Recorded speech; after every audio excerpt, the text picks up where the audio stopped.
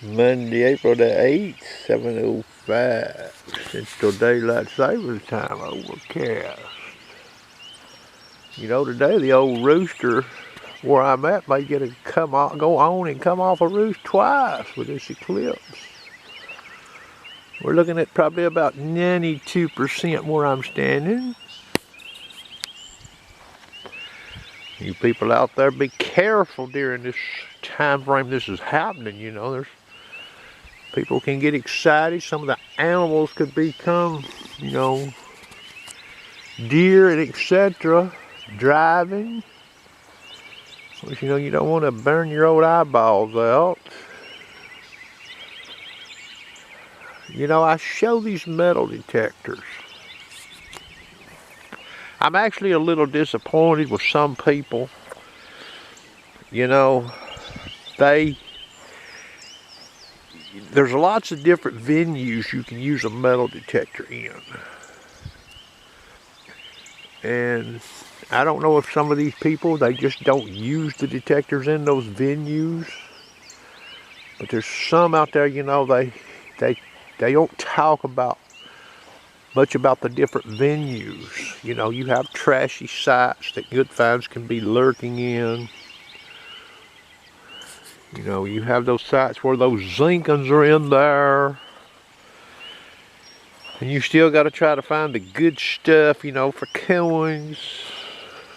You have sites that have mixed history, where you have some real older stuff, and then you have the modern trash and modern coins. A lot of users' manuals on these detectors will just, like the Deus 2, Equinox series,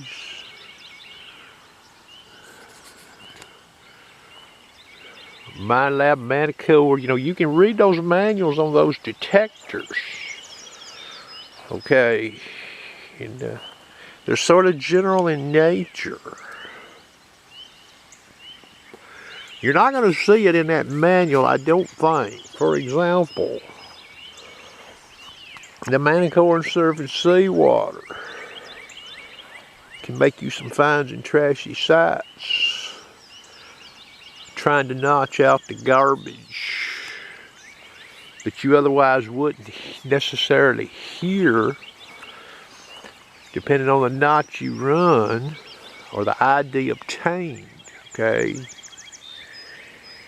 Today is too the general program. Remember, it uses a different ground balance. There's certain lower conducted trash it will have advantage over versus the fast and even the deep high conductor program with equivalent frequency, max frequency used. Now, some people may see that Deus 2 and see that general program, and they may actually think, oh, well, this is for the beginner. This is not for me, the expert. Or this is not for me, the advanced user. I've run a lot of detectors. I don't need to be using the general program. Well, you better think again about that. Wet ground, it can have some advantage too. I think that may be talked about in the manual though. But the modern trash aspect is not talked about. Now, it can have some disadvantage in some modern trash too. Okay. So you won't read some of what these detectors can do per mode in the user's manual. Okay. You can get tripped up too watching this Deus 2 on its debut and watching some of these people test it, you know, and they talk about the fast program. You see the Manticore, and it has a fast program on it. Well, they're not the same. The fast program works very well with low conductors around iron, even some high conductors. The fast program on the Manticore is, I wouldn't say it's the top rated program necessarily. All-terrain low conductors would be a more top-rated program. So again, you see what you can get into. Trying to, look at one using fast, and then, oh, Manicore's got a fast, that's what I'll use. There's already been a person that out west that's done sort of been preaching this. But it uses evidently lower frequency versus the all-terrain low conductor. When you get around some of that iron, you know what that means. That would be like trying to use a DS2 at 24 max frequency and heavy iron. Not necessarily the smartest thing to be doing. Rather use a 40 max frequency. Now your ID can be an error on them targets you get a hold of in them sites. But you may get some audio alert.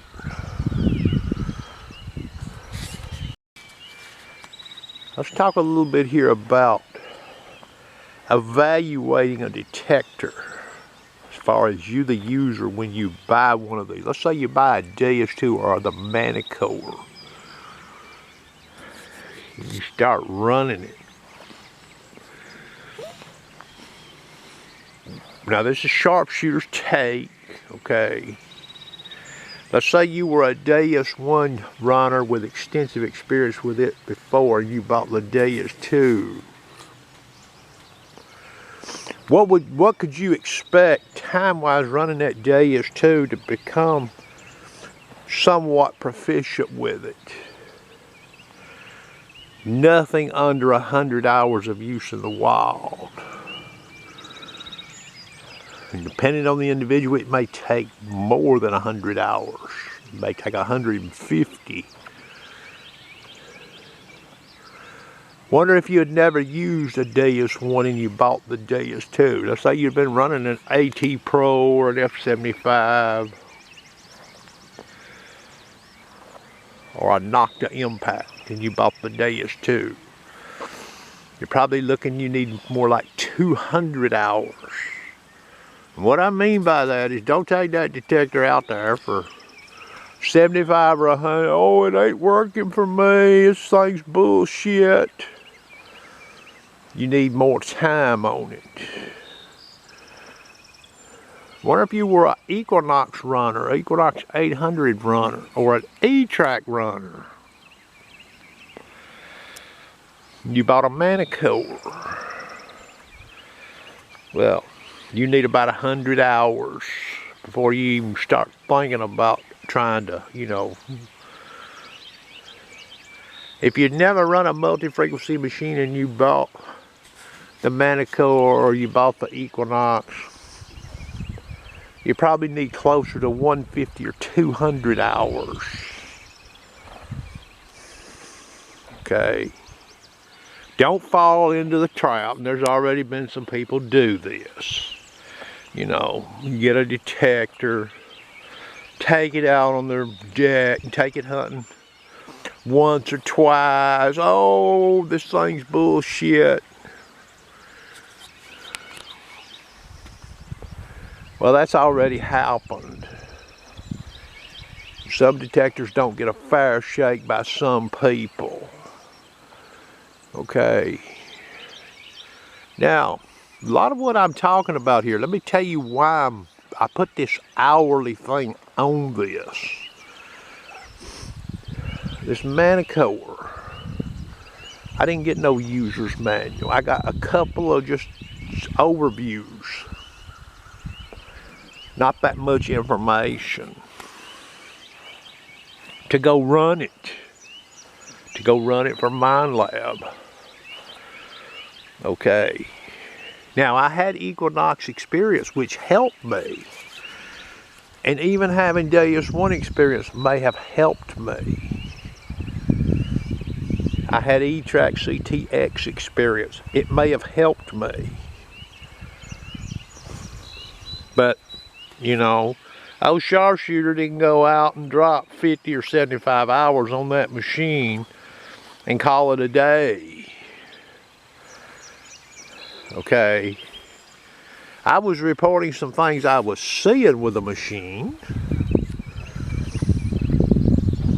But, and if it was something that you know what I mean, something that stood out with it that was good, or something that stood out with it that was maybe questionable,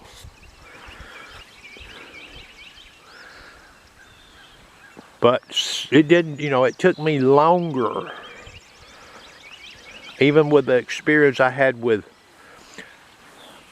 the Equinox 800 and the Deus 1 and the E-Track and the CTX. So you'll see this talked about a lot. You know, you'll see somebody get a detector and they'll go out to a site, and this really kills me.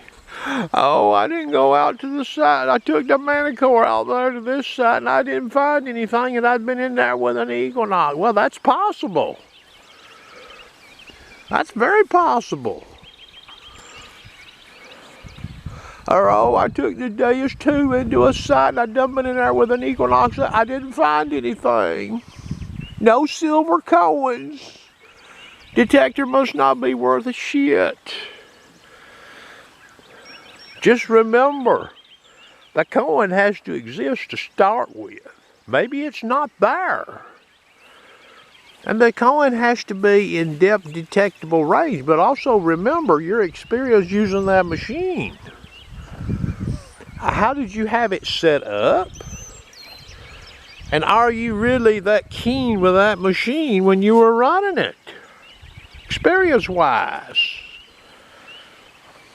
I see that a lot. You know, they think they're going to take that magic stick out there and just drop it over a side, and you know, the silver coins are going to be flowing. Well, that's not necessarily true.